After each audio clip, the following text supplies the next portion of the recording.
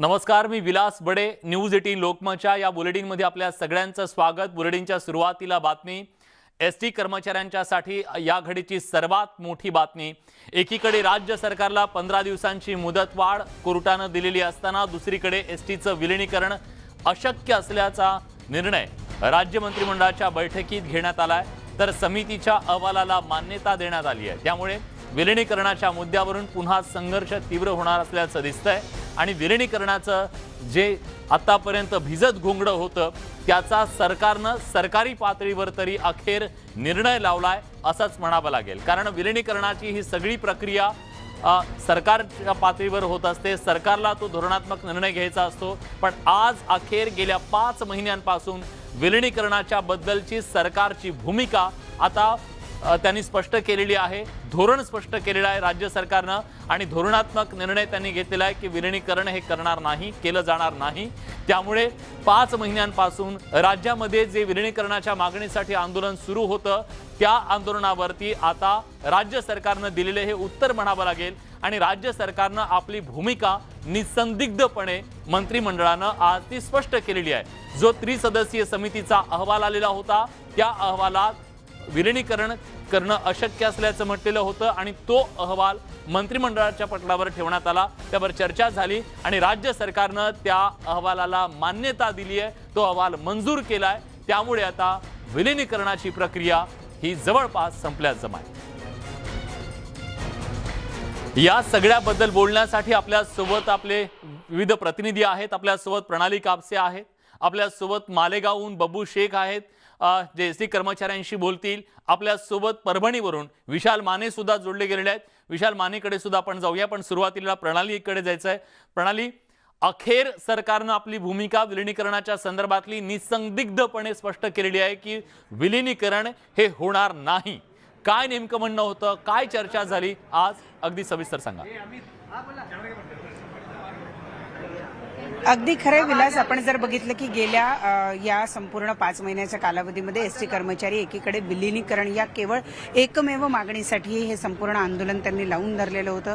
वेगवेगळ्या पद्धतीने त्यांचं आंदोलन मोडीत काढण्याचा प्रयत्न सुद्धा शासकीय पातळीवर झाला. मध्यंतरी त्यांच्या कर्मचाऱ्यांच्या संघटनांमध्ये फूट सुद्धा पडली. परंतु मग सगळे कर्मचारी या संघटना सोडून पुन्हा एक संघ झाले आणि त्यांनी हा लढा आपला सुरू ठेवला. एकीकडे न्यायालयीन लढा आणि दुसरीकडे आझाद मैदानावरचा लढा, असे दोन्ही लढे आपण सातत्याने बघत आलेलो आहोत. परंतु ज्या त्रिसदस्यीय समितीने हा निर्णय घ्यायचा होता की विलीनीकरण हे शक्य आहे अथवा नाही, त्यांनी आपल्या अहवालात स्पष्ट म्हटलेलं आहे की एसटीचं हे विलीनीकरण शासनामध्ये शक्य नाही. आणि आता तर हा अहवालाच्या कॅबिनेट मीटिंगमध्ये जी विधिमंडळात झाली या मीटिंगमध्ये हा अहवाल मान्य करण्यात आलेला आहे आणि याचा अर्थ हा निर्णय आता शासन पातळीवर झालेला आहे की एसटीचं हे विलीनीकरण जे आहे ते शक्य नाही आहे राज्य शासनामध्ये. तरीही काही मध्यस्थ मार्ग काढता येतो का यासाठीच्या चर्चा ज्या आहेत त्या सुरू आहे. काल सुद्धा विधान परिषदेमध्ये जेव्हा परिषदेचे सगळे सदस्य आक्रमक झाले तेव्हा परिवहन मंत्र्यांनी हे सांगितलेलं होतं की अहवाल जो आहे तो कोर्टानं मान्य करून तो आम्हाला कॅबिनेट मीटिंगमध्ये ठेवायला सांगितलेलं आहे. एकदा कॅबिनेटमध्ये निर्णय झाला की मी त्याबद्दलचं आमचं जे धोरण आहे ते परिषदेमध्ये मांडेल. त्यानुसार आज कॅबिनेटमध्ये निर्णय झाला आहे आणि उद्या परिवहन मंत्री या संपूर्ण अहवालामध्ये नेमकं काय म्हणणं आहे, शासनाची नेमकी काय भूमिका आहे, या सगळ्या मुद्द्यांवर ते बोलणार आहेत. मध्यस्थ मार्ग अजूनही काही काढता येतो का, विलीनीकरण शक्य नाही हे जरी स्पष्ट झालेलं असलं तरीही 7व्या वेतन आयोगाची जी मागणी या सगळ्या कर्मचाऱ्यांची आहे त्याच्या जवळपास जाणारा काही निर्णय, काही दिलासा आपण कर्मचाऱ्यांना देऊ शकतो का, याबद्दलची चाचपणी आता सुरू आहे. परंतु एक मोठा प्रणाली असं मानता येऊ शकतं खरं तर विलीनीकरणाची जी सगळी प्रक्रिया होती त्या सगळ्या प्रक्रियेमध्ये धोरणात्मक निर्णय होता. राज्य सरकारला तो निर्णय घ्यायचा होता आणि कोर्टानं सुद्धा तेच सांगितलेलं होतं की तुम्ही तुमची भूमिका मांडा. आता राज्य सरकारची ही भूमिका आहे की विलीनीकरण अशक्य आहे. विरोधी पक्षाचे नेते काल सुद्धा त्यांनी सांगितलं की विलीनीकरण तुम्हाला देता येत नसेल तर देऊ नका, पण दुसरं काहीतरी द्या. सत्ताधारी आणि विरोधक या दोघांचंही विलीनीकरण द्यायचं नाही याच्यावरती एकमत झालेलं असताना विलीनीकरणाचा मार्ग हा आता जवळपास संपलाय असं म्हणायचं का, किमान सरकारी पातळी, राजकीय पातळीवर तरी? विलास, खरं तर आपण याला शब्दातच मांडायचं झालं तर नक्की असं म्हणू शकतो की विलिनीकरणाचा मार्ग हा संपलेला आहे. कारण सुरुवातीपासून शासनाने ही भूमिका मांडलेली होती की आम्ही याच्यावर एक समिती नेमतो, समितीचा अहवाल जो काही असेल तो आम्हाला मान्य असेल, कोर्टाचा जो काही निर्णय असेल तो आम्हाला मान्य असेल आणि त्यानुसार कोर्टामध्ये या 3 सदस्यीय समितीने हा अहवाल दिला आणि हा अहवाल कर्मचाऱ्यांच्या मागणीच्या विरोधात होता. आता तर तो कोर्टानं मान्य केल्यानंतर पुन्हा एकदा कॅबिनेटनी सुद्धा तो मान्य केलेला आहे. याचा अर्थ विलिनीकरण जे पूर्णपणे विलिनीकरण मागणी होती ही मागणी आता मान्य होणार नाहीये हे जवळपास स्पष्ट झालेलं आहे. तरीही कर्मचाऱ्यांना काही दिलासा देता येतो का? कर्मचाऱ्यांच्या मागण्यांपैकी काही मागण्या ज्या आहे, मध्यंतरी जी वाढ देऊ केलेली होती ती सुद्धा असमतोल अशी वाढ आहे असं काही कर्मचाऱ्यांचं म्हणणं होतं. तर त्याच्याही पेक्षा चांगलं काही कर्मचाऱ्यांना देता येतं का? आणि विरोधक सुद्धा हे म्हणतात की जर तुम्हाला विलिनीकरण शक्य नसेल तर विलिनीकरणाच्या म्हणजे मधला जवळपास जाऊन मार्ग काही तरी देता येईल. किमान काढा, काहीतरी तडजोड करा असं त्यांचं म्हणणं आहे. विरोधक आणि सत्ताधारी दोघं एकत्र बसून काही मार्ग काढतात का बघावं लागेल. पण हा त्यांनी काढलेला मार्ग कर्मचाऱ्यांना मान्य होणार आहे का, हा सुद्धा एक मूलभूत प्रश्न आहे. मी परभणीला जातोय, आपले प्रतिनिधी विशाल माने आता आपल्यासोबत आहेत. विशाल, कर्मचाऱ्यांना विचारा, ज्या विलिनीकरणाच्या मागणीसाठी त्यांनी हा संप पुकारलेला होता, गेली 4 महिने उपाशी तपाशी ते बसले, त्या मागणीचा हट्ट त्यांनी धरलेला होता, पण तो प्रश्न सरकारी पातळीवर आता निकाली निघालेला आहे. आता पुढची लढाई काय नेमकी त्यांना विचारा. आता पुढे काय? विलास, निश्चितच मागील 5 महिन्यापासून जो संप सुरू होता त्यामध्ये कर्मचाऱ्यांना आपली मागणी मान्य होईल अशी आशा असताना आज जो मंत्रिमंडळामध्ये निर्णय झालेला आहे त्यानंतर या कर्मचाऱ्यांमध्ये काहीच दुःखाचं वातावरण आहे, काही राग व्यक्त केला जातो. आपल्यासोबत परभणीतील काही कर्मचारी आहेत, आपण त्यांच्याकडून जाणून घेणार आहोत. आज मंत्रिमंडळाची बैठक झाली आणि जो 30 सदस्यीय समितीचा अहवाल होता त्याला मंजुरी देण्यात आलेली आहे. तुमची पहिली प्रतिक्रिया काय यावर? गेले 5 महिन्यापासून हा एसटीचा तुम्हाला सांगतो, कामगाराचा तुम्हाला सांगतो दुखवाटा चालू आहे. आणि जर आज मंत्रिमंडळामध्ये तुम्हाला सांगतो समितीचा अहवाल जो आहे त्याला राज्य मंत्रिमंडळाने मंजुरी दिली, तर त्यांना तुम्हाला सांगतो आणि त्यामध्ये स्पष्ट सांगितलं की बाबा विलिनीकरण शक्य नाही.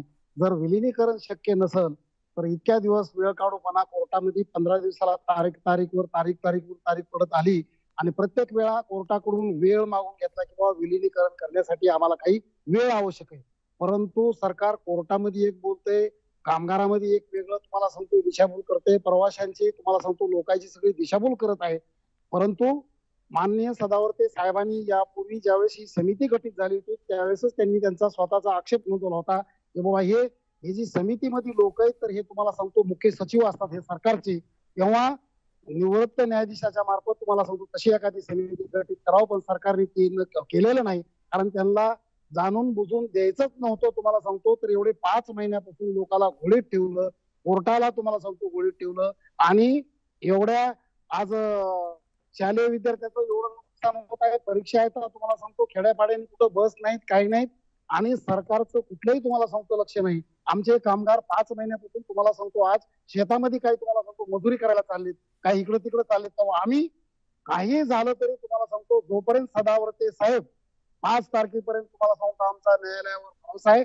5 तारखेला जो कोर्टामध्ये निर्णय होईल त्याचं तुम्हाला सांगतो प्रेस कॉन्फरन्स घेऊन आझाद मैदानावर जोपर्यंत कामाला सांगत नाही तोपर्यंत आम्ही महाराष्ट्रातून एकही कामगार तुम्हाला सांगतो कामावर नाही जाणार नाही. तुम्हाला मंत्रिमंडळाच्या बैठकीत त्या ठरावावर समितीचा अहवाल आला होता, तो मंजूर करण्यात आलेला आहे. प्रशासकीय पातळीवर, राजकीय पातळीवर म्हणजे हा निर्णय संपल्यासारखं दिसून येतो. तुमची लढाईची पुढची दिशा म्हणजे आम्ही कोर्टावर डिपेंड आहे सर. कोर्ट जे आम्हाला सांगेल त्याच भूमिकेत आम्ही ठाम राहणार. सरकार हा वेळ काढूपणा करतो हे सर्वांना माहीत झालेलं आहे, जनतेला माहीत झालेलं आहे, आमच्या कर्मचाऱ्याला माहीत झाले. आज बळीवर बळी चाललीत, ही वेळ काढूपणामुळे बळीवर बळी चाललीत. हा सरकारला प्रश्न विचारणारा आहे तरी कोण आम्हाला सांगा, ते कोणता डाटा तरी पाठवा सरकारकडे. एकूण काय विलास, तर इथे जे संपामधील कर्मचारी आहेत त्यांनी असं स्पष्ट सांगितलंय जरी बैठकीमध्ये निर्णय झाला असेल तरी कोर्ट काय निर्णय देतो, कोर्ट यावर काय सांगतं आणि सरते शेवटी नक्कीच आपण मनमाडला जाऊयात. बबू शेख सुद्धा आपल्या सोबत आहेत. बबू, तिथल्या कर्मचाऱ्यांना विचारा, ज्या विलिनीकरणाच्या मागणीसाठी ते आतापर्यंत ठाम होते त्या विलिनीकरणाची आता प्रक्रिया पुढे कशी होणार? जर विलिनीकरण देणार नाही हे सरकारनं स्पष्ट केलेलं असेल तर मग पुढे काय? जो तोडगा निघेल तो तोडगा ते मान्य करतील का? कामावर जाणार आहेत का? काय त्यांचं म्हणणं आहे त्यांना विचारा. विलास, खरं तर 5 महिन्यापासून हा संप सुरू आहे. आज मनमाड, मालेगावसह उत्तर महाराष्ट्राचे एस टी कामगारांचे लक्ष आज मंत्रिमंडळाच्या बैठकीकडे लागलेले होते का काय निर्णय लागेल. पण जेव्हा निर्णय विरोधात गेला तेव्हा कामगारांमध्ये निराशा पण आहे आणि संताप पण आहे. माझ्यासोबत आहे काही कामगार, त्यांच्याकडून जाणून घेऊया. आज जो निर्णय मंत्रिमंडळाने घेतला, काय म्हणाले याविषयी तुमचं? आम्हाला मंत्रिमंडळाचा निर्णय मान्य नाही आहे. आज आम्ही 4 महिन्यापासून जे हक्कासाठी लढतोय, मग आमच्या पदरी पडलं काय? आमच्या 4 महिने बाहेर थांबून पोट उपाशी मारून आमच्या पदरी काहीच पडलं नाही. मग सरकारने पण सहानुभूतीपूर्वक विचार करावा, या निर्णयाचा पुन्हा विचार करावा. आम्ही मुख्यमंत्री साहेब, अर्थमंत्री साहेब यांना विनंती करतो की त्यांनी यात लक्ष घालावे आणि लवकरात लवकर तोडगा काढून हे काहीतरी कुठेतरी मिटावावं. आता विलिनीकरण हा जवळपास संपलेला विषय आहे, निर्णय झालेला आहे. आता पुढे काय? आता पुढची दिशा अशी एक आमचे सदावर्ते साहेब ते सांगतील तीच पूर्व दिशा होईल. आणि हा जो आजचा निकाल जो मंत्रिमंडळाने दिला आहे तो आम्हाला कुठल्याही परिस्थितीत मान्य नाही.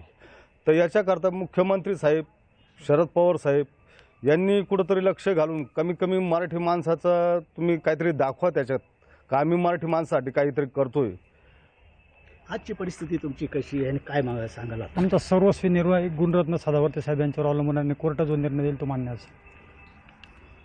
गुणवर्ते सदावर्ते जे निर्णय घेतील आणि कोर्ट जो निर्णय देईल तो मान्य राहील. मात्र ठीक आहे. यांनी एक राज्य कळकळीची सरकारनं विनंती- जरी हा निर्णय घेतला असला तरी आपल्याला कोर्टातून गुणरत्न सदावर्ते हा विलिनीकरणाचा मान्य करून देतील, विलिनीकरण करून देतील हा विश्वास आहे. त्यामुळे आपण बघूया की कोर्टातून त्यांना विलिनीकरण मिळतं का हे पाहणं महत्त्वाचं आहे. पण गेल्या 4 महिन्यांपासून राज्य सरकारवर दबाव टाकण्यासाठी म्हणून हा संप पुकारण्यात आला. पण या दबावाला कसलंही बळी न पडता राज्य सरकारनं आज निसंदिग्धपणे निर्णय घेतलाय की विलिनीकरण शक्य नाही. बघूया ही लढाई आता पुढे कशी जाते, कुठल्या वळणावर जाते. धन्यवाद तुमच्या सगळ्यांचे. तुम्ही सगळी ही सविस्तर माहिती दिली त्याबद्दल. यासोबत बुलेटिनमध्ये आपण एक छोटासा ब्रेक घेतोय. कुठे जाऊ नका, पहा फक्त न्यूज 18 लोकमत.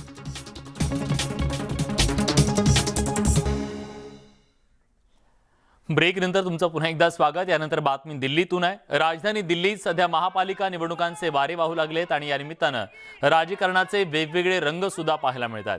आम आदमी पक्षाचे नेते आणि स्थानिक नगरसेवक हसीब अल हसन थेट नालेसफाईसाठी नाल्यात उतरल्याचं दिसलं.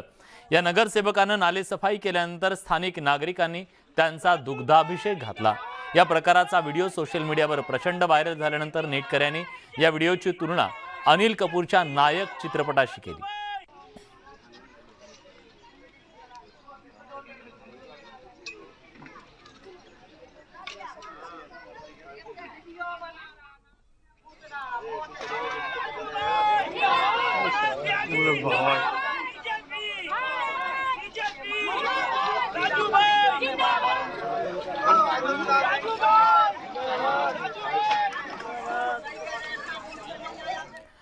या सगळ्या घडामोडींसोबत बुलेटिनमध्ये आपण इथेच थांबतोय. ताज्या घडामोडींसाठी बघत रहा न्यूज 18 लोकमत.